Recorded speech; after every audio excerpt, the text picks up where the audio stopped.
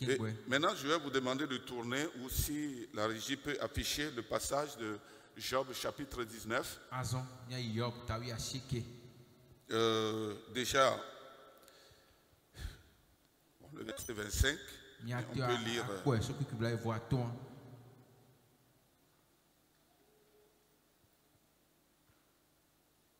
Est-ce que c'est affiché ou pas encore? C'est affiché? D'accord. C'est affiché chez moi aussi. On va le lire ensemble. Mais est-ce qu'on peut remonter? Est-ce qu'on peut remonter au verset 23 par exemple? Je vais voir. Oh, je voudrais que mes paroles, verset 23, 21, verset 21, verset 18,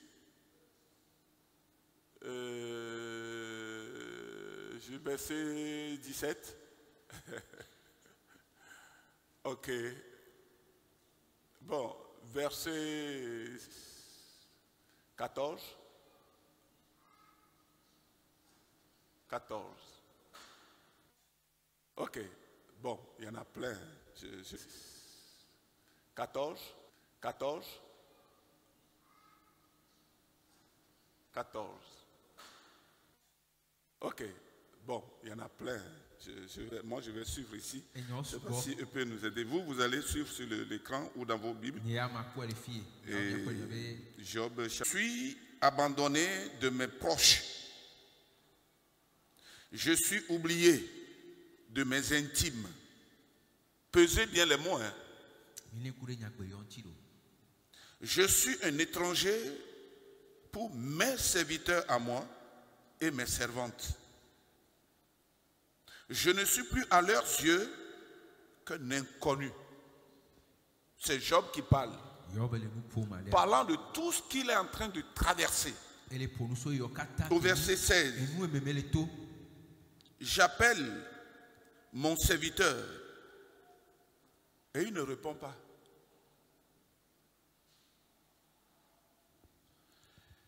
Ensuite, il dit, je le supplie de ma bouche et c'est en vain.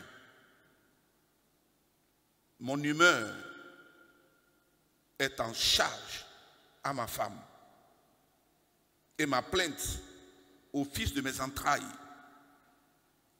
Je suis méprisé, même par des enfants. Si je me lève, je reçois leur insulte. Ceux que j'avais pour confidents m'ont en horreur. Ceux que j'aimais se sont détournés contre moi. Mes os sont attachés à ma peau et à ma chair. Il ne me reste que la peau des dents.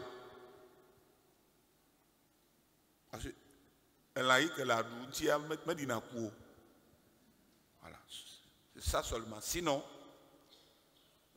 il est méconnaissable. Ensuite, il dit, pourquoi me poursuivre comme Dieu me poursuit? Pourquoi vous montrez insatiable de ma chair? Oh, je voudrais que mes paroles fussent écrites, qu'elles fussent écrites dans un livre.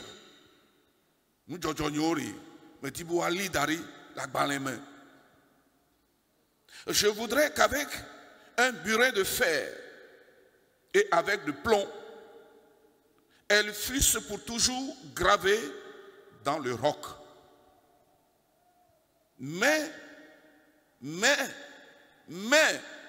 dans tout ça là, mais, je sais que mon Rédempteur est vivant. Et qui se lèvera le dernier sur la terre. Amen. Amen. Et il va jusqu'à dire au verset 26, quand ma peau sera détruite, il se lèvera. Quand je n'aurai plus de chair, je verrai Dieu. Je le verrai et il me sera favorable. Mes yeux le verront et non ceux d'un autre. Mon âme languit d'attente au-dedans de moi. C'est incroyable. Amen. Amen. C'est vraiment important de connaître le contexte d'un passage pour pouvoir recevoir la chose de manière profonde.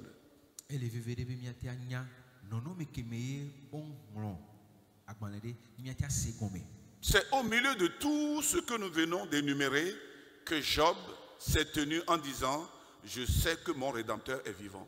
Le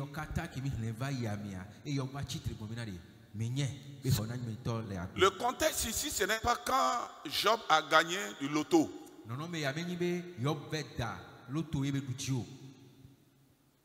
Ce n'est pas quand Dieu a répondu à une de ses prières ou à ses besoins. Ce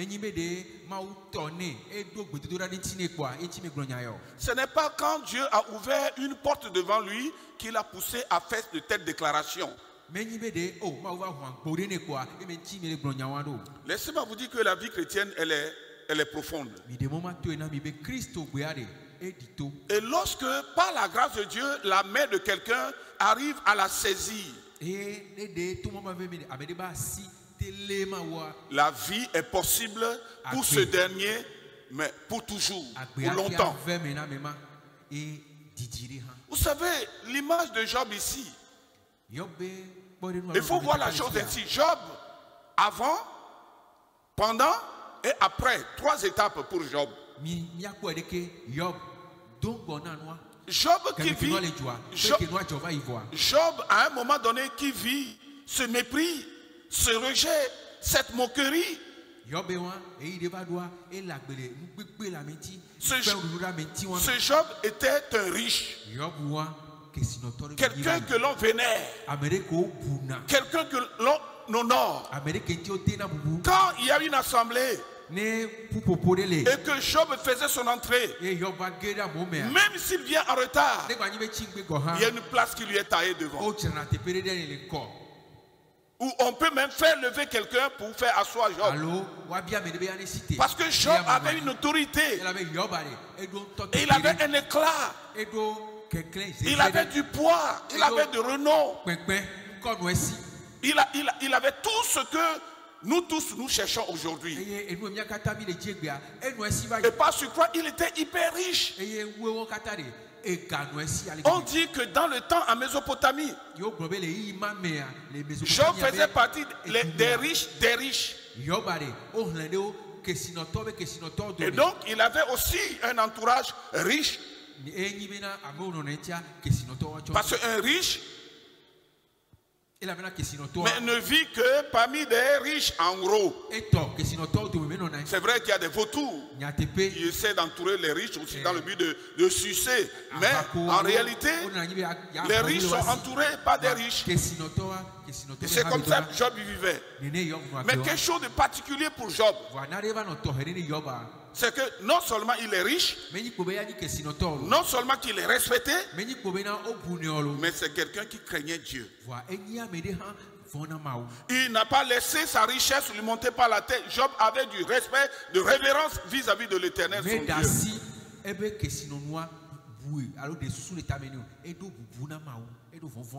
Mais à un moment donné de la vie de Job, Job qui disait à ses serviteurs venez et ils venaient, allez et ils partaient. Job dit, moi Job j'appelle mes serviteurs et mes serviteurs à moi me tournent dos. Wow. Ceux qui étaient mes intimes, on dit oui les amis, mais vous appelez certains des intimes. Hey, laissez Dieu tester votre amitié, vos relations. Laissez Dieu tester cela. Après, revenez me dire que oui, lui c'est mon fils, mon pote, c'est mon ceci, cela. Laissez Dieu tester ça. Après, vous viendrez me dire.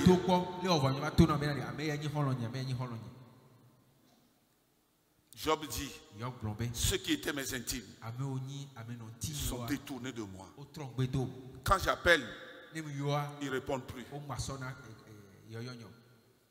Est-ce que cela t'a une fois arrivé? Bon, peut-être petitement, pas jusque-là. Je connais des gens, certains même sont de ma famille, plus ou moins un peu large. Quand ils ont besoin de toi, ils vont t'appeler toute la journée. Mais quand ils n'ont plus besoin de toi, tu n'existes plus.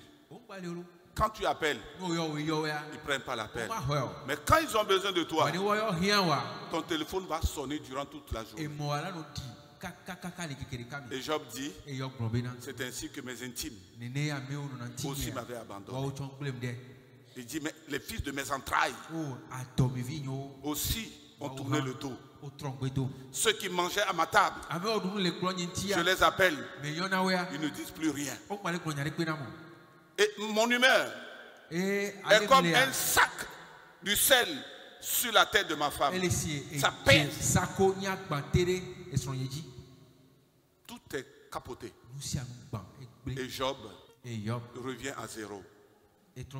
C'est difficile d'être riche et d'expérimenter la pauvreté. Quand tu es pauvre et puis il n'y a rien, de toute façon, c'est une habitude. Mais quand tu arrives à un niveau et qu'aujourd'hui tu dois être par terre, des fois c'est compliqué à gérer.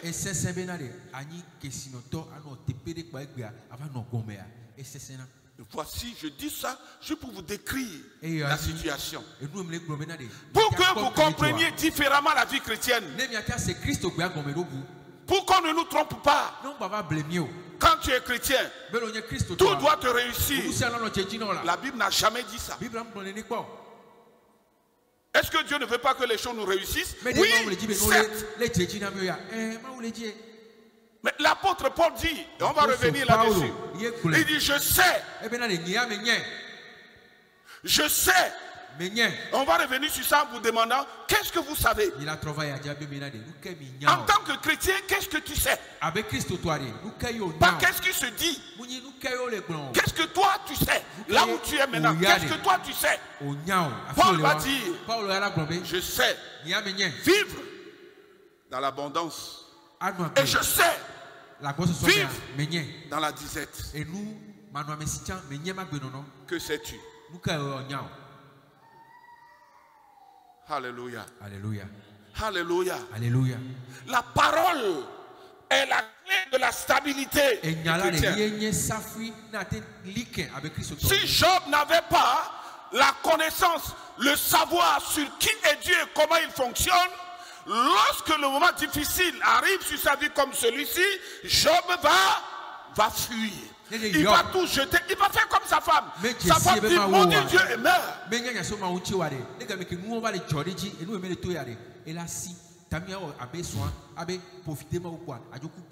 Maudit Dieu et meurt. Job dit, mais est-ce que tu es insensé? Il nous avait donné le bonheur. Et on a joui de ce bonheur. Maintenant, il en a décidé autrement. Et tu veux que je l'abandonne? Et Job est resté seul. C'est quand tu traverses un moment difficile, surtout dans le cas de couple, et que ta femme est collée à toi, ou que ton homme est collé à toi, et à deux, vous faites face à l'adversité, cela va mieux que de se retrouver seul. L'homme ne sait même pas si tu vis, si tu es malade, si je ne sais pas trop. Ou la femme qui va à ses occupations pendant que l'homme gémit sur le lit, etc. C'est une manière de parler. Mais à deux, n'est-ce pas la Bible dit dans Ecclésiaste, deux valent mieux qu'un. Mais ici, Job s'est retrouvé seul dans son pétrin, dans sa boue, dans son humiliation, dans le mépris. Et il était seul, poussé par-ci par-là. Ses amis sont venus le visiter 3 jours. Ils n'ont pas pu dire bonjour Job. Il le voyait, ça pleurait seulement. Parce que c'était trop. Job qu'on connaissait. Attends, Job, c'est pas Job. Bien, c'est Job. 3 jours, ils n'ont pas pu dire un seul mot.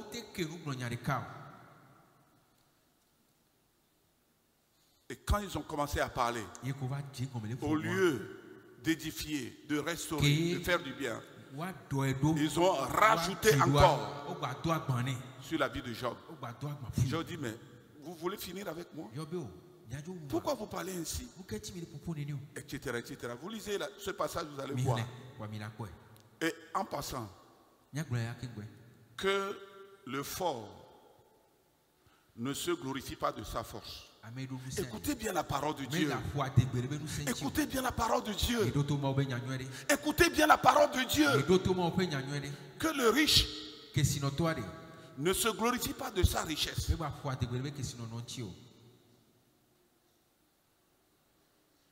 Que celui qui a ne se glorifie pas de sa ou ses possessions.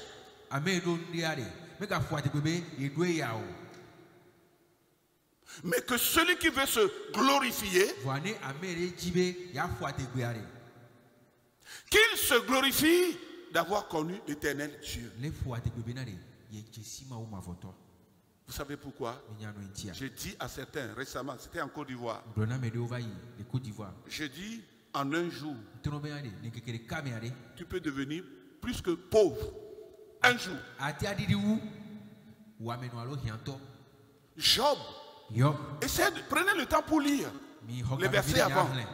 La quantité de bétail, menu bétail, gros bétail et tout ça, tout ce qu'il avait.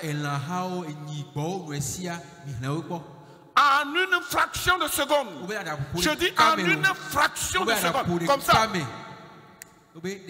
C'est ça, fraction de seconde. Tout est parti. Pendant que tel serviteur revient en annonçant la catastrophe, il n'a pas fini, l'autre vient de ce côté.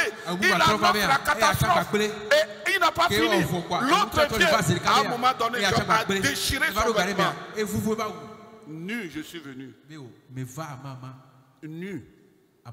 Je retournerai vers mon Père. Hey, la vie est spéciale. Mais c'est dans tout ça qui fait pleurer. Ce qui donne avoir un cœur serré, ce qui fait saigner le cœur. C'est au milieu de tout ça. Pas un sujet de joie, un sujet d'oubli, de rejet. Même on va aller jusqu'à dire que Dieu lui-même nous a rejetés. Dieu lui-même nous a oubliés. Dieu lui-même nous a abandonnés.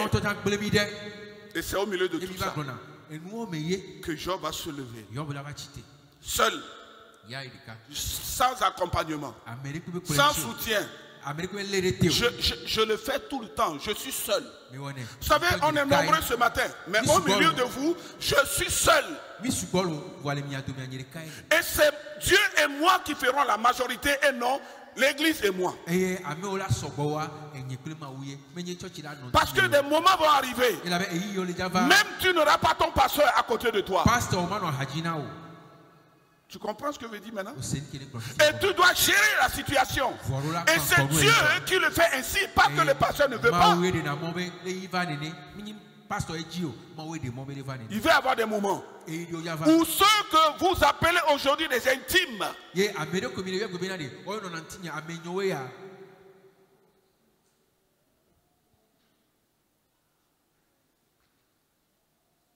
ne seront plus appelés des intimes. La seule chose qui peut vous soutenir en ce moment, la seule chose qui peut garder qui vous êtes en ce moment, qui peut stabiliser votre mouvement, c'est le dépôt que Dieu a fait en toi au travers de sa parole. Et Job, au milieu de tout ça, dit: oui, c'est vrai, mais je sais une chose. Je connais une chose. Il y a une chose que personne ne peut m'arracher. Je sais que le Dieu que je sers, ce Dieu-là, il est mon rédempteur. Redeem, la rédemption, le rachat. C'est un mot en trois. Agorazo, dans l'original grec.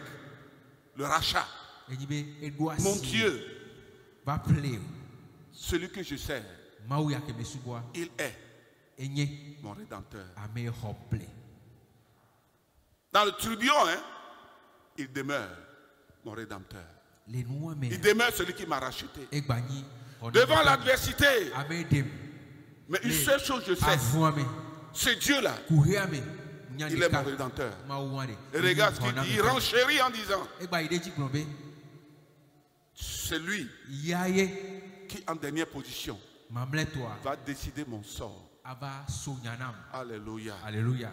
La maladie que vous traînez, elle ne pourra jamais déterminer votre sort à la fin, au finish. Cette maladie ne pourra jamais déterminer votre sort. Jamais. Et laisse-moi te dire quelque chose. Je ne sais pas ce que tu vis, ce que tu traverses. Ce que tu traverses aujourd'hui ne déterminera pas ton sort.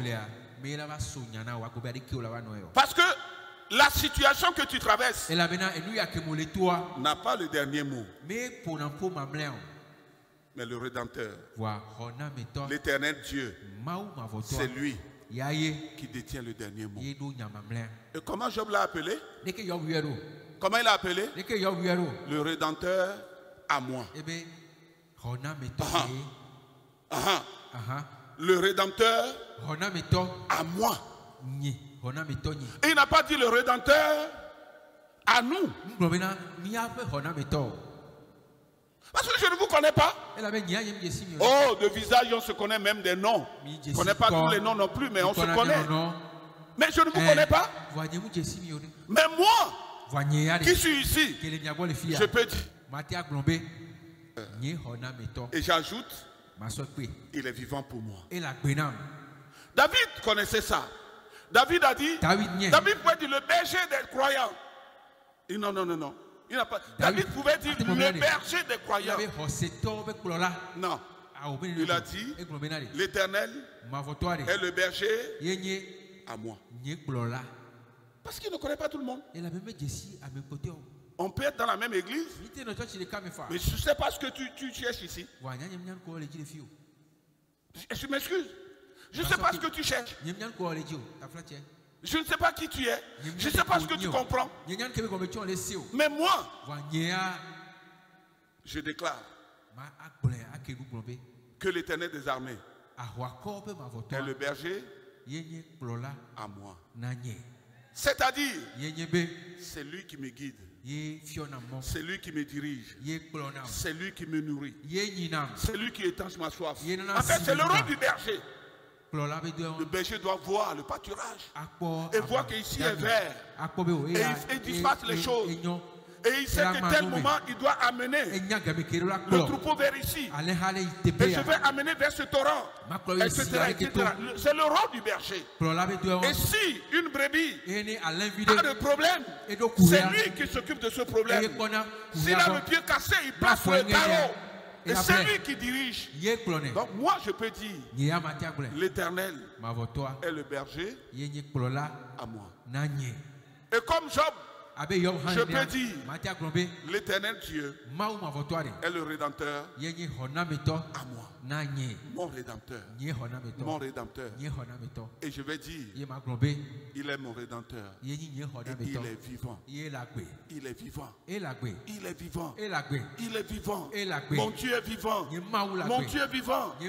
Est-ce qu'il y a quelqu'un ici ce matin? Et par la foi, avec expérience, aussi par la foi, dis ce matin, oui, mon Dieu est vivant. Mon Dieu est vivant. Mon Dieu est vivant. Ce qui fait que lorsque nous traversons les eaux, elles ne vont jamais nous submerger. Ce qui fait que même si on traverse ou on passe dans le feu, on n'est pas consumé. Il n'y aura même pas l'odeur de la fumée sur notre corps. L'Éternel est mon Dieu. L'Éternel est mon Rédempteur. C'est lui qui m'a racheté. Et il est vivant. Ça, je le sais. Job dit, tout ce qui se passe, c'est sur moi. C'est autour de moi. Mais au milieu de tout ça, je sais une chose. L'Éternel que je sers, il est mon rédempteur. Et il est vivant. Et il va jusqu'à dire que lorsqu'on arrive à morceler son corps, morceau, il dit chaque morceau contemplera l'Éternel. Ah, le gars allait loin. Le gars allait loin. Le gars allait loin. Même si on le morcelle, ça dit si on le coupe en morceaux et on met tous les morceaux ensemble. Il dit chacun de mes morceaux, chaque morceau de ma viande sera l'Éternel. Et il dit, ces morceaux n'emprunteront pas autre œil pour voir l'Éternel, mais ce sont ses propres yeux qui vont le voir. Tu comprends rien. Tu ne comprends pas. Dieu merci. Tu es vivant. Dieu, il est en train de dire que Dieu ne le laissera jamais moisir dans sa situation. Que Dieu ne le laissera jamais moisir à vous, jamais dans la situation. Il y a un temps pour toutes choses. Ecclésiaste chapitre 3, le verset 1. Il y a un temps pour vivre le rejet. Mais il y a un autre temps pour être accepté. Il y a un temps pour subir la moquerie des gens. Mais il y a un temps pour jubiler, glorifier, chanter, sortir des cascagnettes, exhiber cela, glorifier Dieu. Il y a un temps pour toutes choses. Il y a un temps pour la maladie. Et il y a un autre temps pour la santé. Il y a un temps pour le mépris. Il y a un autre temps pour le respect. Alléluia. Alléluia. Alléluia. Alléluia. Personne ne le vivra à notre place. Nous allons le vivre. Vous allez le vivre. Vous allez le vivre. Personne ne le vivra à votre place. Oui, ça fait des jours. C'est coup sur coup. C'est coup sur coup. Pour Job, c'est pas un truc en un clin d'œil. Non, non, non, non, non. C'est ça. Après, il pense que non, mais il est au bout de. En fait, il voit le bout du tunnel. Non, après un autre coup vient. Après, il se dit, mais ah, donc le bout du tunnel est proche. Après, c'est coup sur coup. Ce n'est pas un jour, ce n'est pas une semaine, ce n'est pas un mois. Ce n'est pas certaines choses qui sont gâtées. Mais laisse-moi te dire quelque chose. L'Éternel Dieu de Job est vivant. Puisque vous connaissez la suite. Mais Job, lui, ne connaissait pas la suite quand il traversait la chose. Vous, parce que vous lisez la Bible, vous connaissez la suite que Dieu a restauré Job. Et il a redoublé, il lui a donné une double portion de tout ce qu'il avait perdu. Il lui avait donné une double portion. Ça, nous le savons. Ça, c'est la fin du film. Parce qu'on a visualisé tout le film. Mais pendant que Job, lui, traversait la situation, lui ne connaissait pas la fin du film. Je ne sais pas si vous me comprenez. Lui ne connaissait pas. Au moins, ça dit, quand tu connais la fin d'un film, même si c'est des choses qui font pleurer, tu peux rire. Parce que tu sais que c'est mise en scène. Mais celui qui est vraiment martyrisé, tout ça sera le héros. Donc, tu connais le film.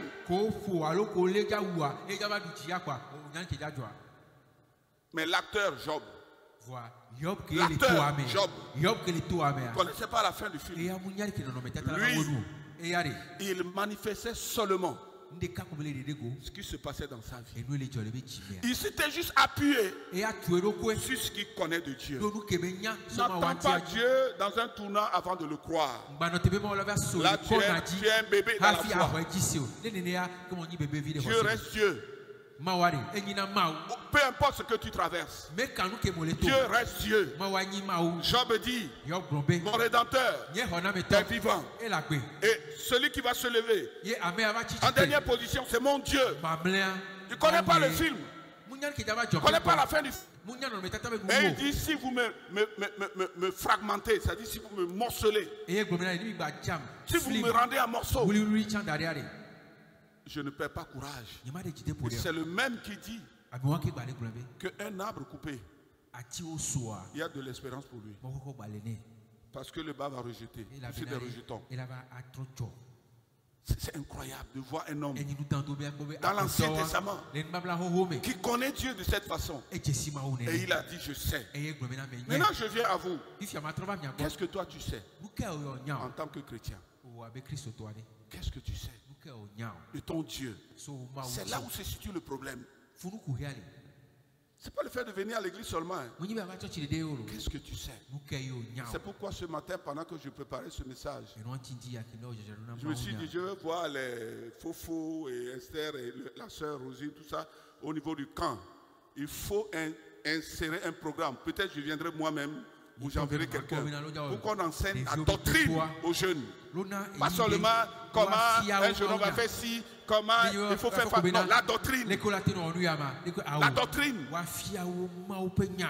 On peut prendre le livre écrit de quelqu'un et puis enseigner les jeunes dans un domaine, mais ce n'est pas fait. Ce n'est même pas un problème. La doctrine, la Bible. Je sais.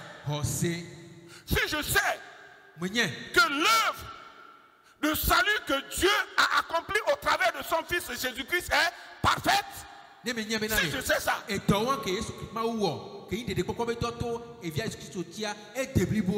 un seul jour, je ne vivrai dans le doute par rapport à mon salut. Si Dieu, au travers de sa parole, m'a enseigné que son amour pour moi est éternel, que son amour pour moi est éternel, c'est-à-dire sans fin, peu importe les trous par lesquels je vais passer, je ne douterai jamais de l'amour de Dieu. Parce que dès que tu vis dans le doute de l'amour de Dieu, tu es vulnérable. Tu es vulnérable. Tu es exposé. Dieu m'aime. Dieu m'aime. Ce n'est pas juste une expression. Ce n'est pas juste une parole. C'est la vérité. Dieu m'aime jusqu'à donner sa propre vie pour moi. Pendant que je n'étais pas aimable. Pendant que contrat n'est jamais signé entre lui et moi. Pendant que je n'avais pas réuni tout ce qu'il fallait pour que Dieu puisse descendre à ma faveur. Aucune condition n'était réunie. Dieu non seulement a déclaré, mais il m'a prouvé son amour.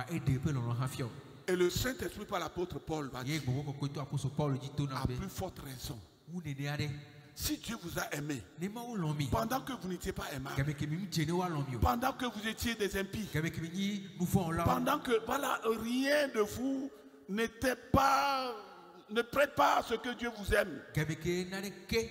Pourtant Dieu vous a aimé, que vous êtes devenu maintenant enfant de Dieu. Est-ce que vous pensez que maintenant Dieu va arrêter de vous aimer? Mais pour que cela s'installe dans ma vie et que je le vive, je dois dire comme Job, je sais. Je sais. Je sais que l'amour de Dieu est inconditionnel. L'amour de Dieu est inconditionnel. Et il dit, même tes parents biologiques peuvent te rejeter. Ce qui est déjà difficile. Ce qui est déjà difficile. Et il dit, moi je t'aime d'un amour éternel. Même si tes enfants t'ont rejeté, Dieu dit, moi je t'aime d'un amour éternel. Il y a une histoire que j'ai lue et ça m'a vraiment tourmenté. Juste petite anecdote. Regarde, ok, on est dans le temps. Et il dit, il y a une maman qui avait un fils. Et donc c'était la galère. Le papa a déserté et tout ça. Donc là, vous savez, quand le papa déserte, le papa s'en va, c'est à la maman de prendre en charge l'enfant en creusant, en faisant, vendre les feuilles de tech, vendre ceci. C'est-à-dire, on touche à tout pour que l'enfant mange et des fois pour que l'enfant soit scolarisé. Nos mamans, soyez bénis. Bien sûr, avec vos maris à côté, ne soyez pas orgueilleuses. Parce que ce n'est pas simple, hein? Les mamans. Et donc, un jour, l'enfant grandissait, mais petit, quoi. Et il y a eu un incendie dans le village. Si c'était une maison à Banco et puis paille, là. Vous connaissez les maisons du village, non? Ben voilà. Et puis la maison a pris feu. Pendant que la maman n'était pas là. Quand elle a su que sa maison a pris feu, pendant que les pailles brûlaient, vous savez ce que la femme a fait? A dit d'orgueil. C'est-à-dire ses entrailles sont émues. Hey, elle a vu le feu, hein? Les gens disent, elle est rentrée dans le feu. Prends son enfant, la protéger, et sortir du feu, mais presque morte. Parce que les flammes de feu l'ont vraiment travaillé. Et ça a abîmé presque tout son visage. Il ne reste qu'une partie que tu peux reconnaître. Donc, durant toute sa vie, cette dame était méconnaissable. Parce que côté, plus même, son visage, c'était pas joli à voir. Donc, reconnaissons. Il était brûlé. C'est même pas aujourd'hui dans des grandes villes où l'argent peut faire des chirurgies, tout ça. Non, c'est brut, c'est resté comme ça. Elle est devenue comme un monstre. Les mamans. Et petit à petit, on l'appelait la cicatrisée. Au village, tu sais, ils ont des herbes qui fonctionnent vraiment. Petit à petit, le jobabi, tout ça, ils ont fait. Et puis le truc là, s'est réparé. Mais pas réparé, mais cicatrisé. Voilà. Cicatrisé. Elle a continué la vie en étant moche comme ça. Et en essayant de faire les choses, scolariser cet enfant, il a eu son premier diplôme du primaire, collège, bac. Et puis après le bac, il a eu sa licence et tout ça. Et puis, bon, il a trouvé un travail. C'est à un moment donné au niveau de l'université, il a quitté le village. Donc, il a eu du travail. Je coupe court, il a eu un bon travail. Et donc il s'est marié. Un jour, depuis un moment donné, avoir le mariage et tout ça, la maman ne reçoit plus de nouvelles de son fils. Ça l'a tourmenté. C'est une maman. Ça fait 1 an, 2 ans, 3 ans. Elle ne sait plus ce qui se passe. Est-ce que l'enfant est mort ou quelque chose? Bon, elle a pris le courage avec ses 2 mains. Elle s'est lancée à la recherche. Finalement, elle a trouvé certains du village et tout. Bon, finalement, il a trouvé la maison de son fils. Donc, à un moment donné, le fils a eu un bon travail. Un travail un peu bien. Donc, le fils, à ce moment, il était nanti. Et on a dit, l'adresse de la maison, elle a sonné. Le gateman, le portier a ouvert le truc, mais vous cherchez qui? Il a donné le nom direct de son ami. Je cherche tel. Donc, comment tu appelles le gardien, sachant que le patron n'était pas à la maison, la femme, tout ça, donc il a donné un truc dans le truc là d'attendre. C'est-à-dire, vous avez des endroits, c'est une grande maison, donc là où, sous un arbre avec des chaises d'attendre là-bas. Maintenant, quand le fils est venu, c'est bizarre, hein? Vous pouvez vivre des choses qui vont vous paralyser même. Tu vas vivre certaines choses et tu dis, mais Dieu, fais-moi mourir. J'ai plus besoin de vivre. Il n'y a plus de raison. C'est-à-dire, tue-moi Dieu. Le monde dans lequel nous vivons est spécial. Hein? Hey, c'est pourquoi quand les jeunes, les gens parlent, ils font des trucs, ça me fait rire. Tu ne sais pas. Tu ne sais pas. Tu ne sais pas qu'en plein midi, Sadokel y attend d'eau.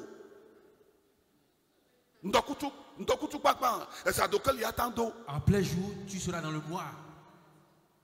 C'est spécial. L'enfant là vient voir. Sans maman. Et comme moi. Elle va le minou. Est-ce qu'il y a cette expression chez vous? Mais elle est au minou, c'est-à-dire que c'est comme.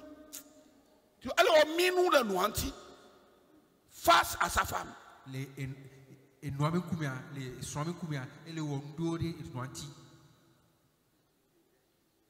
demande à sa maman de retourner au village. En lui tendant de l'argent, de retourner au village. La maman n'en revenait pas. Elle lui avait encore. Elle se clouait. Elle se cloue. Et la maman l'appelle par son nom. Sokulou. C'est toi qui me renvoies au village. C'est spécial. Elle est aidée. Et l'enfant Sokulou là. Et l'enfant Sokulou insiste. Il noie. Elle est pas mounaï. Il dit, j'ai honte de ma maman. C'est vrai. C'est vrai. Son apparence n'est pas bonne. Mais dit que j'ai honte de ma mère. Elle me fait honte. Mais c'est à cause de toi qu'elle est dans cet état. C'est à cause de toi qu'elle est dans cet état. Et c'est à cause de toi qu'elle a été dévisagée. Mais aujourd'hui tu es bien. Et tu ouvres ta bouche. Et tu dis, attends-moi de prendre l'argent et retourner au village. Juste pour dire qu'elle n'est pas digne de rester dans la maison. Elle vient gagner.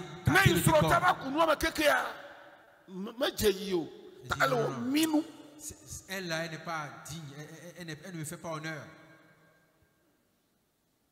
Vous savez, Dieu subit ou accepte des choses. Sa maman est partie. Et elle n'a pas pris l'argent. Et elle a pleuré. Elle a pleuré. Elle a pleuré. Elle a pleuré.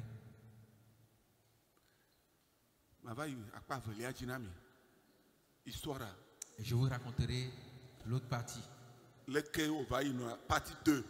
Comment ça s'est suivi là? Je vous le dis, la deuxième partie.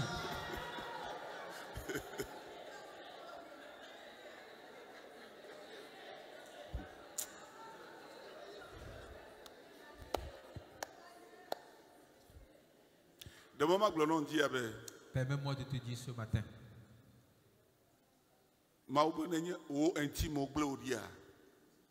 Si tes personnes intimes t'abandonnent, si te méprisent, ne panique pas. Il dit, moi, créateur du ciel et de la terre, oh, je ne te mépriserai jamais. Je ne t'abandonnerai jamais. Je ne te laisserai jamais. Que Dieu me fasse grâce.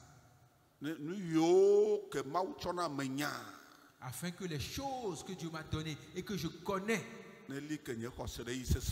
oh, que ce soit ma foi dans les moments difficiles.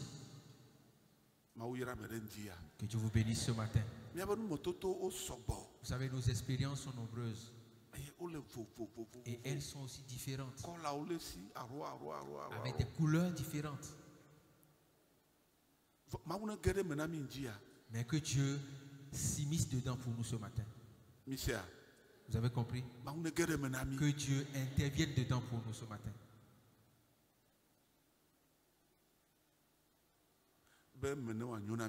Afin que nous ayons le bonheur. Dieu vous bénisse. Je sais une chose ce matin. Dieu dit qu'il ne va jamais m'abandonner.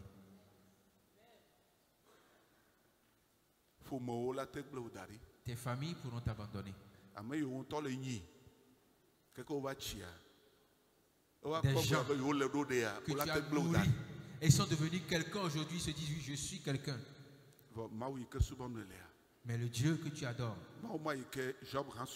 le Dieu que Job a adoré, il te dit, il est vivant et qui ne t'abandonnera jamais. Il est vivant pour te sauver dans tes difficultés. À certains moments, tu vas chercher à t'appuyer. Je veux m'appuyer pour sortir. Tu t'appuies ici. La Bible dit le roseau cassé. Haïti va te blesser dans ta paume. Le roseau cassé est plus dangereux. Le roseau cassé est plus fin, plus dangereux et va te blesser. Et ça, c'est le monde. Mais la seule personne qui est là, si tu t'appuies sur lui pour te sortir d'ici, il ne t'abandonnera jamais. C'est ce Dieu dont le nom est prononcé ici. Et c'est de lui que Job parle. Et c'est de lui que l'apôtre Paul parle. Il a appris quelque chose. Il a appris quelque chose de lui. Il a entendu quelque chose de lui. Ce que j'ai entendu là, c'est qu'il est ma vie. Et parce que je crois en cela, je le verrai. Et il agira dans ma vie. Je le verrai avec mes yeux. Je ne prêterai pas les yeux de quelqu'un pour voir l'œuvre de Dieu. Que Dieu vous bénisse. Tout ce qui fait du mal à quelqu'un, tout ce qui apporte le trouble dans la vie de l'âme de quelqu'un, je prie au nom de Jésus-Christ, dans la simplicité et dans la foi, je prie que le Dieu Tout-Puissant, Créateur du ciel et de la terre, le Créateur du visible et de l'invisible, le Dieu qui fait lever le jour, celui qui tombe et brise tout. Je demande que Dieu se lève pour toi, afin que tes craintes, tes pleurs s'arrêtent, que ce soit la vie pour toi. Au nom de Jésus-Christ. Père, tu as dit que tu ne nous abandonnes pas. Tu dis que tu ne nous abandonneras pas. Tu diras que toute arme forgée contre nous, aucune ne sera avec effet. Ésaïe 54, verset 17. Romains chapitre 8, verset 1. Tu dis qu'il n'y a plus de condamnation pour ceux qui sont en Jésus-Christ. Dans le verset 28, tu le dis. Toutes choses qui arrivent dans nos vies. Oh, je ne comprends pas. Je ne comprends pas cette affaire-là. Ça aussi, je ne comprends pas. Ceci me fait peur. Ceci m'effraie. Mais je voudrais croire en ce Dieu que je connais selon ta parole. Toutes choses, oh, concourra pour mon bien. Au nom de Jésus-Christ. Toute chose va concourir. Cela n'apportera pas le malheur. Cela n'apportera pas la misère. Dans Jérémie 30, verset... Jérémie 31, verset 3. Il dit, je connais les projets qui sont. Mais ces projets, Dieu dit qu'il a fait des projets sur ta vie. C'est comme si les choses sont en train de changer. Oh, est-ce que cela va arriver? Est-ce que cela est certain? Permets-moi de te dire, je sais aussi que les projets que Dieu a fait sur ma vie sont des projets de paix et de bonheur. Les projets de Dieu sur cette église sont la paix et le bonheur. Ce sont les projets et je les connais. Et ça aussi je connais. Dieu bénisse quelqu'un ce matin. Fais l'effort pour connaître assez de choses sur Dieu au travers de sa parole. Et ce sera l'établissement, la stabilité de ta vie. Que Dieu fasse grâce à quelqu'un ce matin. Que Dieu fasse du bien à quelqu'un ce matin. Que Dieu fasse du bien à quelqu'un ce matin. Que Dieu fasse grâce à quelqu'un ce matin. Et nous avons fait toutes ces choses et prié au nom de notre Seigneur Jésus-Christ. Toi, réponds-moi seulement Amen. Que cela soit ainsi pour toi.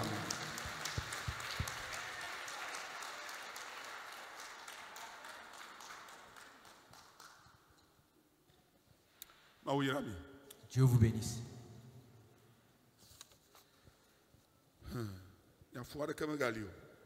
Il y a plus grand chose à dire. Croyons Dieu. Croyons Dieu. Merci à chacun d'entre vous. Merci pour votre présence. Et merci pour votre écoute attentive.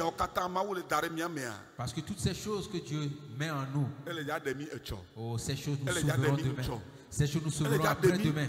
Ces choses nous sauveront